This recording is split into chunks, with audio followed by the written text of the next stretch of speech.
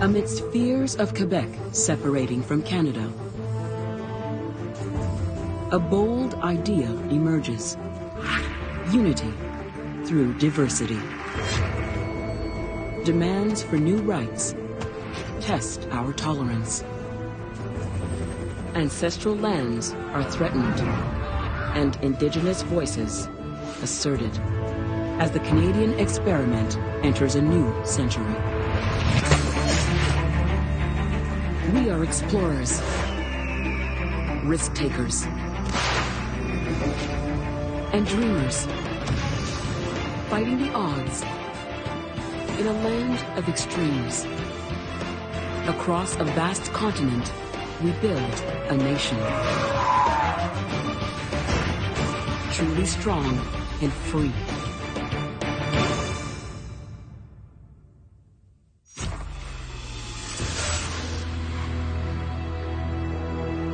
In 1965, Canada unveils our new flag.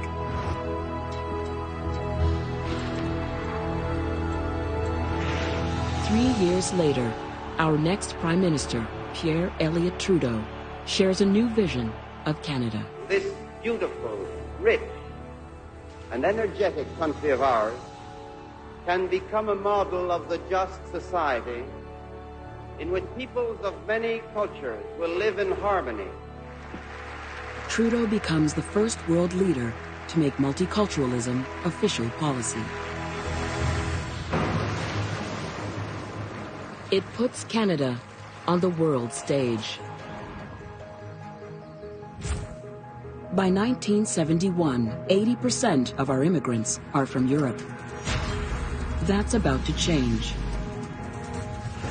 1978, South China Sea. Hundreds of thousands of Vietnamese are in peril.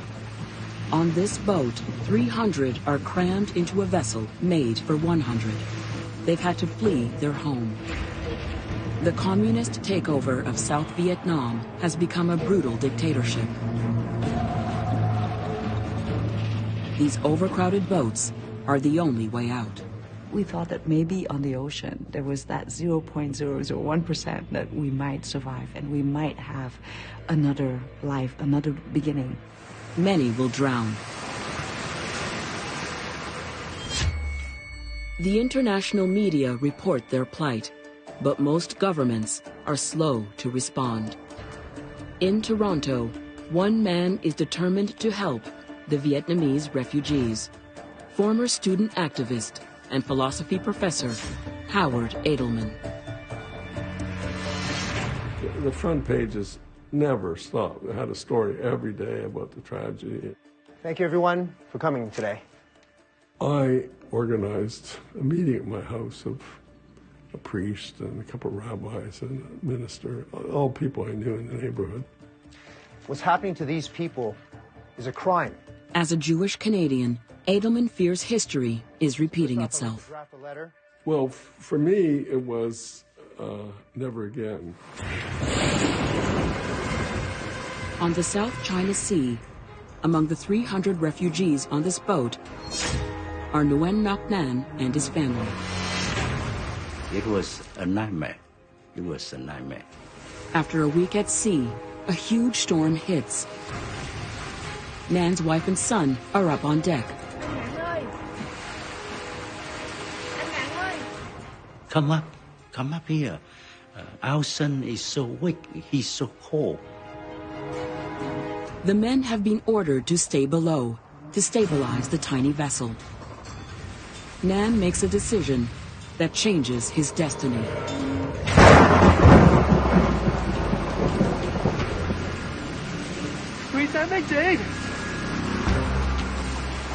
The rain was falling very hard, and my 4-year-old son was trembling.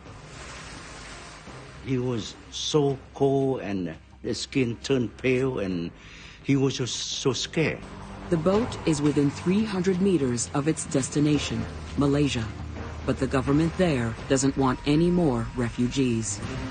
Malaysian police fire warning shots at the boat, which is being torn apart by the storm. Their only hope is an empty water jug. So I told my wife to grab one. But I told my son, now we pray.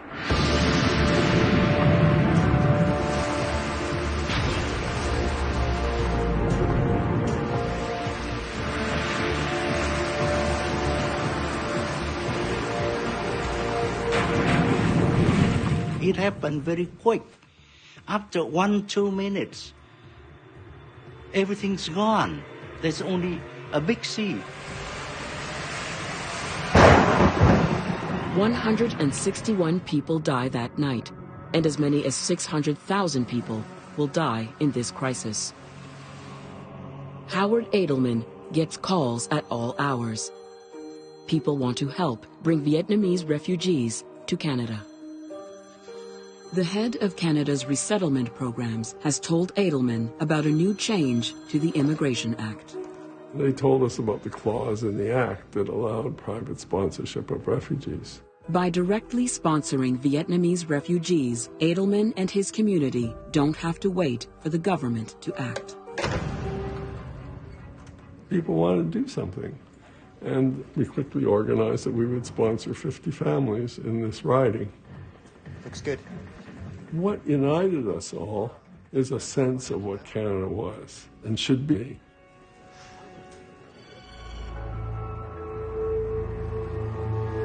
Across the globe, Nan lands on a beach in Malaysia.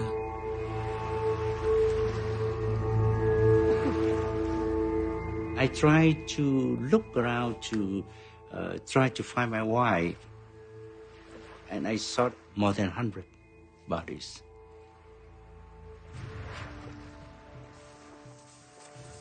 I found my son, and I recognized right away that his forehead was broken, maybe by a piece of wood from the boat. And he died already. I never saw my wife again.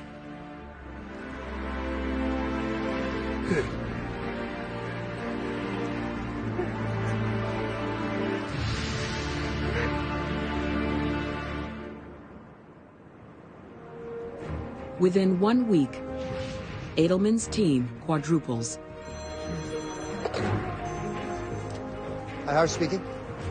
And the movement is about to become much bigger. I said, we can do it far more than just this constituency. Why not do it across the country? It will be called Operation Lifeline. We had 66 chapters by the end of 8 days. Spring 1979. Canadian immigration officials travel to refugee camps in Malaysia to offer Nguyen Ngoc Nan and others a new start. When the Canadian delegate came, and I talked to them, and I found that the Canadian people are so nice. Within 1 year, 7,000 Canadian sponsors give a new home to 30,000 Vietnamese refugees. There was a kind of coordination between the public, the government, and the media. So you had this whole sense of the Canadians coming together to do this. We didn't arrive here as immigrants. We arrived here as adoptive children or something. You know, so as if a family was waiting for us to arrive. So I fell in love from that first moment. July 1979. The momentum built by Howard Edelman's group leads Ottawa to announce they will match all private sponsorships. 60,000 Vietnamese refugees become new Canadians. Nan becomes a writer and host of an internationally syndicated TV show. He starts a new family in his new home. I just thrill at what I see. And I think if it grows and keeps growing, it's just more blessings. We live in a blessed country. We live in a society that is based on a foundation of inclusion and tolerance and equal rights. Over the next 10 years, Canada accepts immigrants from dozens of new nations. By the turn of the century, they comprise the majority of new Canadians. There are a lot of people like my family in this country who are profoundly grateful for that sense of being able to participate in an experiment, you can call it, that we are part of. Today, some former Vietnamese refugees pay it forward. Nhung Tran Davies sponsors refugees from Syria. To know that they're finally safe, away from the war. She's saying, thanks God that they are here. Welcome to your new home. Canada's vision of a multicultural society leads Canadians to another challenge, from accepting newcomers to accommodating their differences. This will challenge long-held Canadian tradition. In 1989, Baltej Singh Dillon wants to join the Royal Canadian Mounted Police. Dillon is a Sikh, a member of the 9th largest religion in the world. Many male Sikhs do not cut their hair, and they wear turbans. Wearing a turban to Sikhs is very important because it is a symbol of who we are, and is a symbol of not only our culture, but our religion. In the 1970s, tens of thousands of Sikhs immigrate to Canada. Dillon and his family settle in Surrey, BC. Our institutions struggle to keep up with an increasingly diverse Canada. So when the opportunity came along to work as a volunteer with the RCMP, I took it. This is what the community needs, because there weren't many police officers that spoke the language. And I was able to support or serve someone in their greatest time of need. Dillon applies to join the force. He'll have to get in shape to pass the physical. And there's a tougher hurdle. The look of the RCMP is entrenched in law. The expectation was that I would be wearing a Stetson and I'd be clean shaven and, on this black steed. I didn't look like them. And I really had no plans of taking my turban off. Dillon's commitment to his religion will place him against this iconic symbol of Canada. 1989. Sikh Canadian Baltej Singh Dillon wants to serve his adopted country as a member of the RCMP. He volunteers for 3 years and applies to join. But an article in a BC magazine complains that Dillon is challenging RCMP tradition.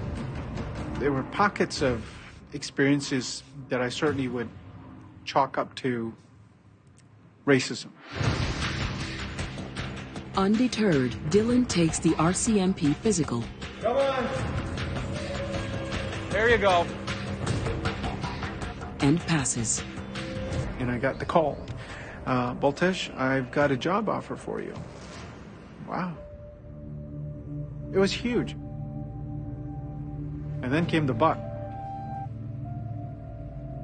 The RCMP does not have a uniform policy that can accommodate your turban and your beard. So, the job offer is here, as long as you're prepared to remove your turban, cut your hair, shave your beard. Thank you for the offer, but I'm not prepared to sacrifice my commitment to my Creator, to my faith, for a job. Sikh leaders point out that turbaned Indian soldiers fought alongside Canadians in 2 world wars. But over 90,000 Canadians signed petitions against changing the look of the RCMP. October 4th, 1989. Petitions are presented in Parliament.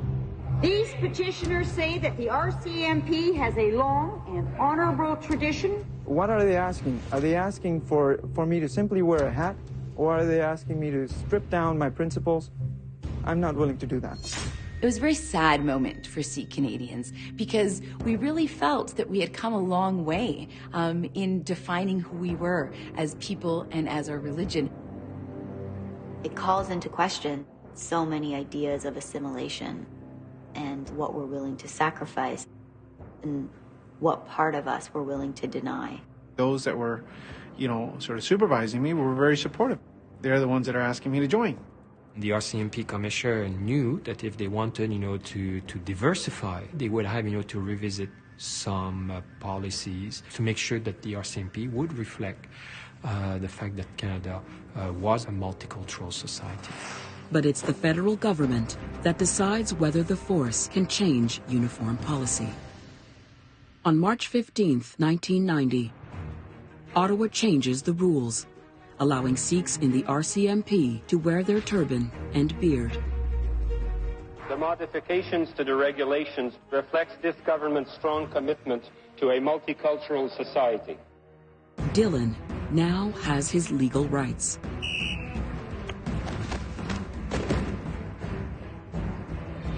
But throughout his training, he receives threats. We've got a bullet with your name on it. If you ever get posted here, we'll show you what it's like to be a Mountie in this town. May 13th, 1991. Completing his training, Dylan becomes a full-fledged member of the RCMP. Now, I'm wearing a uniform, and I have a job to do. Constable Baltej Dylan reports to work in Quesnel, BC. I really don't know what to make of this. I don't know if this is like, hey, way to go, Baltej, or you rotten scumbag, you changed the face of the RCMP. I didn't know what to do with that. He soon finds out.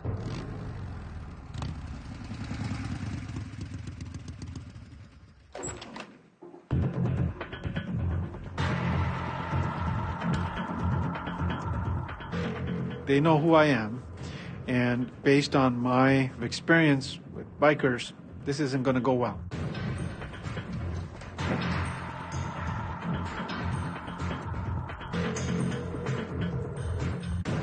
Welcome to Quesnel. I was profiling them as people were profiling me. I'm happy to say that he fought and that Canadians rallied around him in order for him to keep his identity and to become a successful part of this country. A country that has the capacity to look beyond appearances and delve deeper. I am so excited for Canada, a country that's accepting, not tolerant, accepting. Canada is paving the way for new Canadians. But Indigenous nations continue to be ignored and fight just for a seat at the table. February 1976. Inuit leaders fly to Ottawa. They are led by John Amagwalik. He's the executive director of the Inuit Land Claims Project, fighting to protect the rights of their people and their land. Our language and culture were being threatened through the education system, through the assimilation policies of the government. We were losing control of our resources and the management of our wildlife. In the 1970s, the race to exploit the North's resources goes into high gear. Underneath this stunning landscape, billions of dollars of oil, gas, and minerals. The Inuit have almost no input, despite living here long before Canada existed. The international oil companies all of a sudden got very interested in the Canadian Arctic, and they just came in droves. They were pretty much allowed to do whatever they wanted by the government of Canada. The Inuit make up 85% of the population in the eastern Arctic. But that area has been part of the Northwest Territories for 100 years. Decisions for the Inuit are made in Yellowknife and Ottawa. We just want to be able to be part of the decisions instead of the decisions being made for us. John Amagwalik and his fellow leaders will challenge the Canadian government on who will govern their home and people.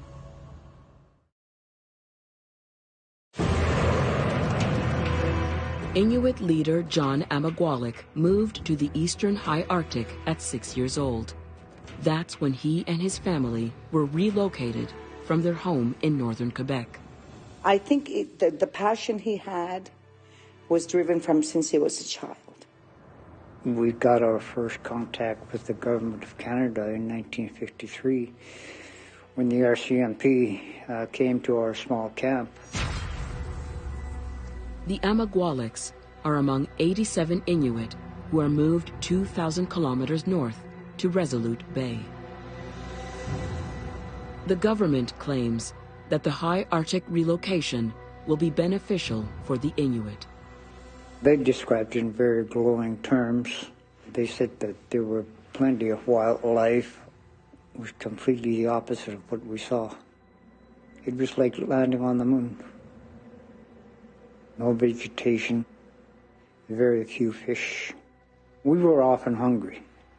It was such a level of disrespect towards the Inuit people. They were just pawns in a bigger game. It's the dawn of the Cold War, and Canada wants to show the Soviet Union that our far north is inhabited. They were moved for sovereignty purposes, and they are the human flagpoles of this country in the north. Around young John's neck, his ID. The government gives all Inuit people a number. My disc number was A91512.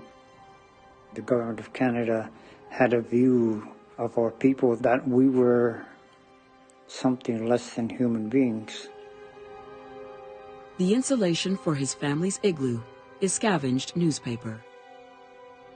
I remember looking up into the dome of our igloo and seeing all these images. It made me realize that there's a huge world out there.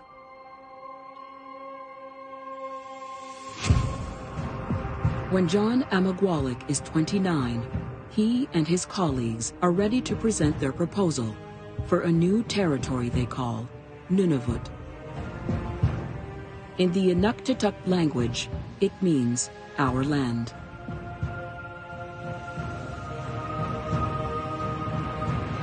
February 1976, Ottawa. They meet with government negotiators from the Department of Indian Affairs and Northern Development. Instead of a reserve just for the Inuit, Amagwalik wants a territory open to all. We didn't want to copy the reserve system in southern Canada. We didn't want to create a government based on ethnicity. We wanted a government that is closer to us, that serves us, reflects the people that it serves, understands our culture, our values, and our priorities. But the Canadian government isn't ready for this revolutionary proposal for the resource-rich area. Not a chance. The government told us that we could talk about hunting rights and soapstone. That was it. It became very clear right from the beginning that there was a huge distance between our two positions. Seeking support, Amagwalik and his colleagues spend the next few years traveling across Canada. Visiting all the provinces, all the capitals, and talking to whoever would listen to us. Amagwalik and other Indigenous leaders are invited to the Federal Provincial Conference of First Ministers on Aboriginal Constitutional Matters, where they will negotiate with Prime Minister Pierre Trudeau. March 9th, 1984. You have failed to agree that Aboriginal peoples have the democratic and human right to self-government. You have self-government. You elect your member of parliament.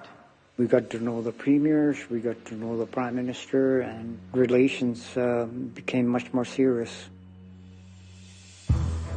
But in the corridors of power... John. Can I have a word? Amagwalik hears ominous rumors. Off the record, you better play ball. The provinces, they have a plan B. You extend the borders all the way north, right up to the Arctic Ocean. The threat is that if the Inuit don't drop their push for Nunavut, the provinces will take over all Arctic territory. I don't know if it was attempt at intimidation or it's just ignorance. I just don't know. When Trudeau leaves office, Amagwalik and his colleagues keep negotiating with our next Prime Minister, Brian Mulroney. Negotiations stall, and there's no deal for Nunavut. Mulroney was such a strong opposition to it.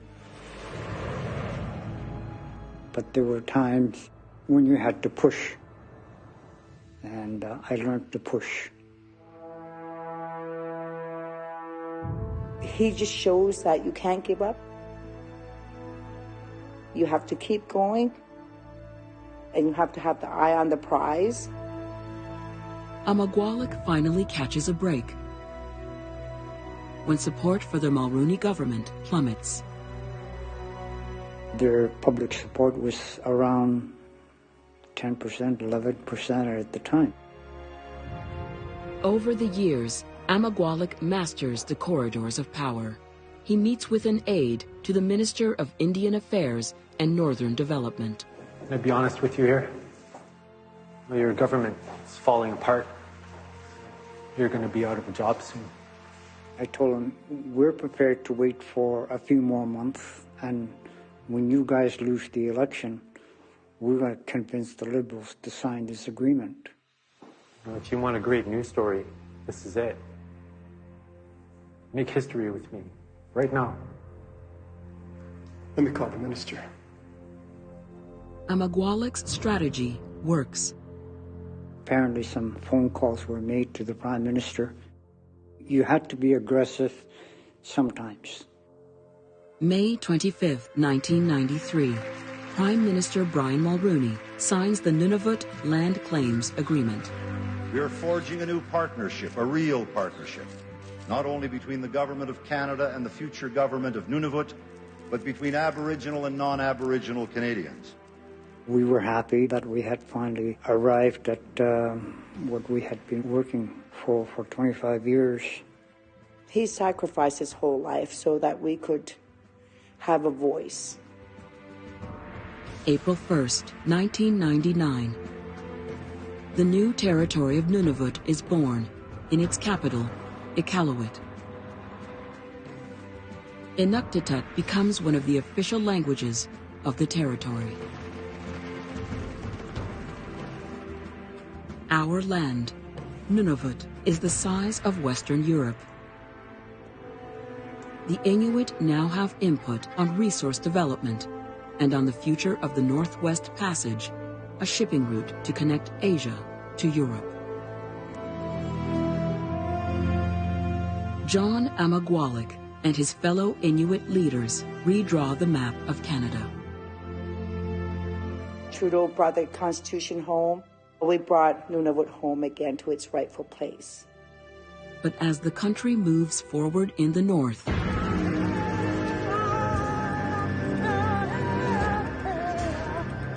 Indigenous peoples in southern Quebec are engaged in an historic standoff. Why make a deal? They're only going to break it. 40 kilometers west of Montreal is the town of Oka, Quebec. Next to it is the ancestral Mohawk land of Kanesatake, with unresolved land claims going back 300 years. In 1989, the town of Oka wants to expand their golf course and build a condominium on Mohawk burial grounds. The dispute was about a golf course extending over the last standing area of pines and a cemetery, a Mohawk cemetery. When the golf course is approved, the Mohawk blockade roads leading to their land. Our people didn't want to leave. They wanted to protect what they had left. The land, our people, our future, survival. Oka was not unusual as a resistance. In that First Nations have stood up and said, We're drawing a line in the sand. What was unusual was that it was an armed resistance. July 11th, 1990, when a police SWAT team advance on the Mohawk and a Quebec police officer is killed, the nation watches on edge, fearful of what's next. There was the assumption that there was going to be, a great battle. It was a horrendous time. It made me angry, and it made me just angry. Since the death of a Quebec police officer, the Mohawk behind the barricades at Kanesatake fear a massive retaliation is being planned.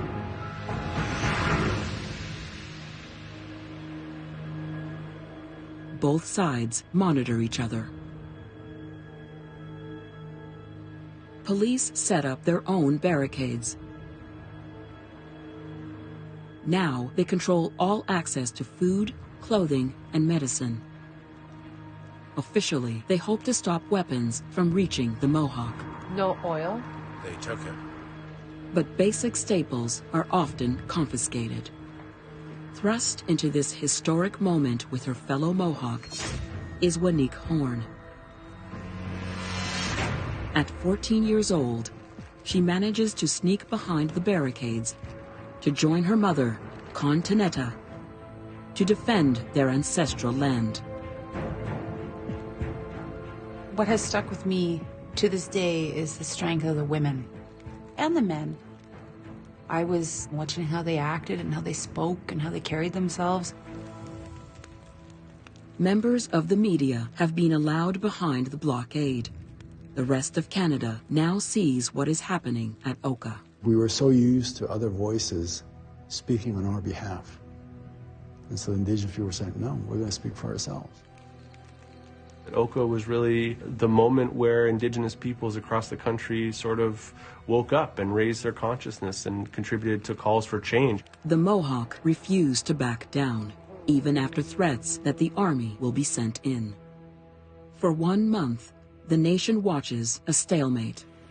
What you're seeing here is the area known as the Pines, where the Mohawk warriors, women, and children are camped out.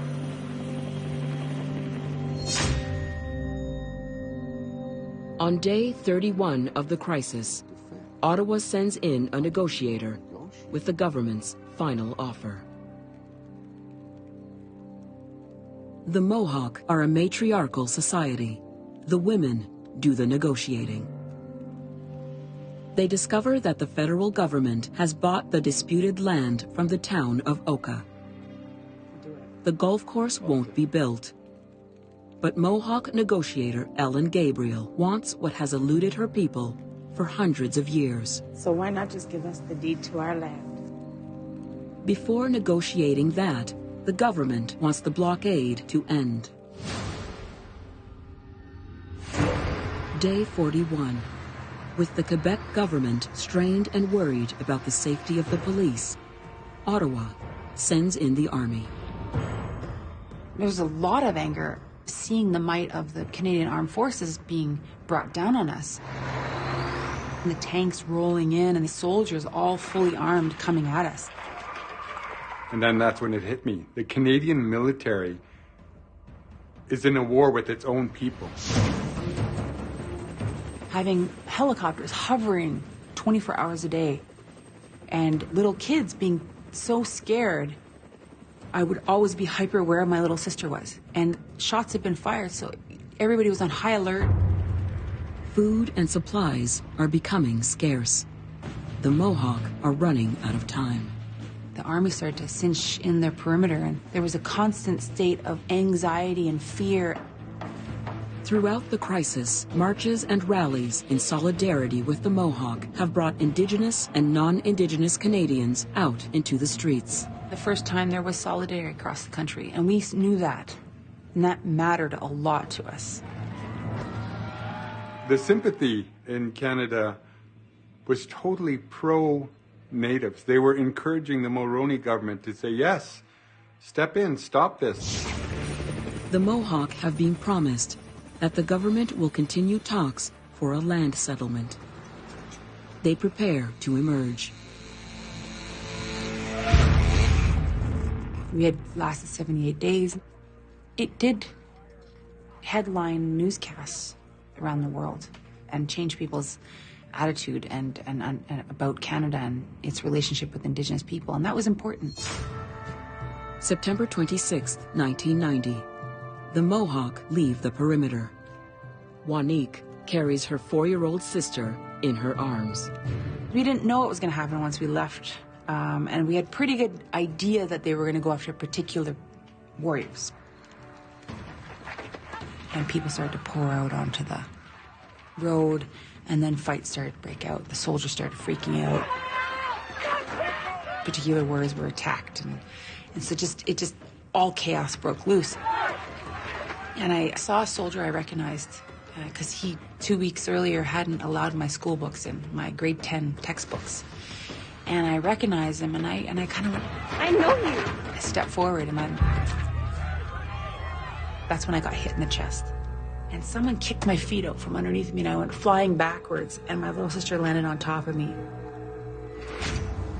Juanique has been stabbed by a bayonet a centimeter from her heart. A news photographer catches the moment.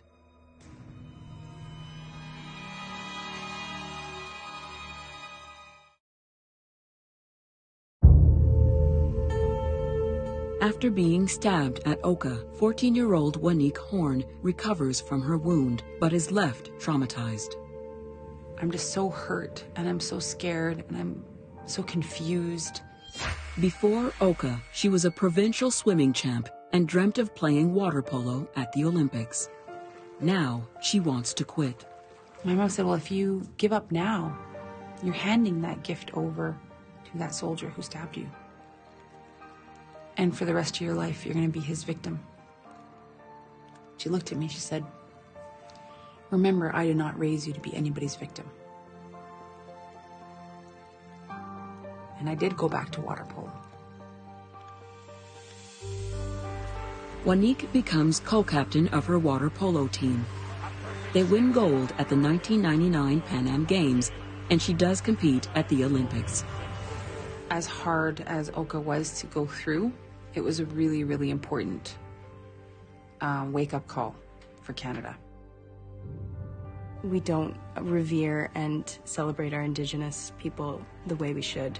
I think that we're still struggling with that relationship in a big way. Until we figure out which way we want to go in that direction, then we're bound to still make the same mistakes, and no one's going to get progress any further. Country's not going to be stronger. We need to just take a fresh look and see how we want to approach this as nation to nation. There's elements of Canada that I'm very proud of. There's elements that I'm very ashamed of and I'm angry about.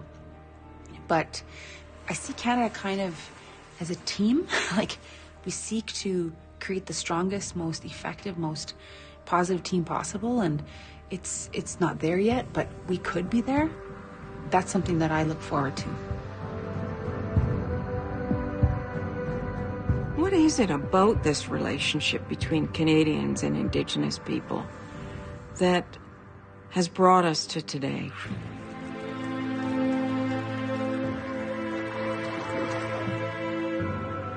One of the biggest disconnects in Canada is between the Canadian population and Indigenous people, and in large part that's because there's a huge part of history missing from the textbooks.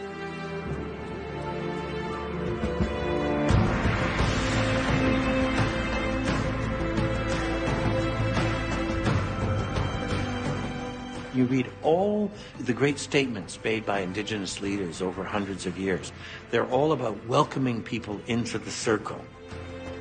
We have a great, great country, which is very complex, sometimes schizophrenic. But overall, I have a lot of hope. I think diversity, tolerance, listening, welcoming, knowing that these things actually make us more powerful. What's exciting about Canada is that we don't have one singular identity. A country that can bring together such diversity and live in peace and harmony and view it as our strength. Against all odds, despite its vast dimensions, harsh landscape, and modest population, Canada has grown strong. Nobody looking at it objectively from the outside would say, yeah, I'm going to put my money on Canada. There's something still quite wild about Canada. We've found a way to turn this to our advantage and make it something unique.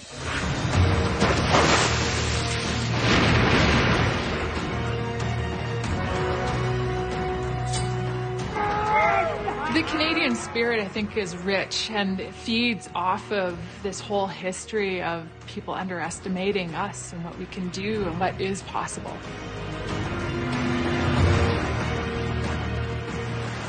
In extreme circumstances, we find strength in us that we don't think we have.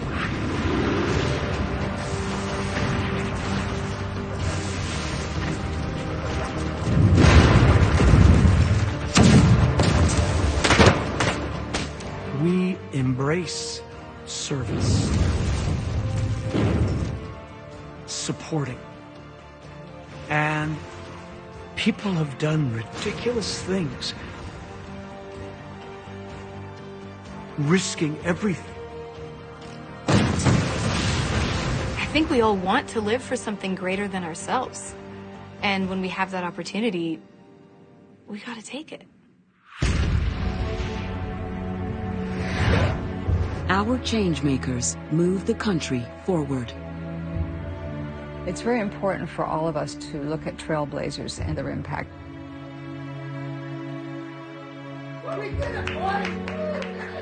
As human beings, we need positive stories in our life. Right now! Right now! It's never just one hammer that knocks down a wall. I think it's always like a constant push, sometimes over decades. We all have a story. We all have an impact. It is a part of the human spirit. Despite tremendous differences, a unique country emerges.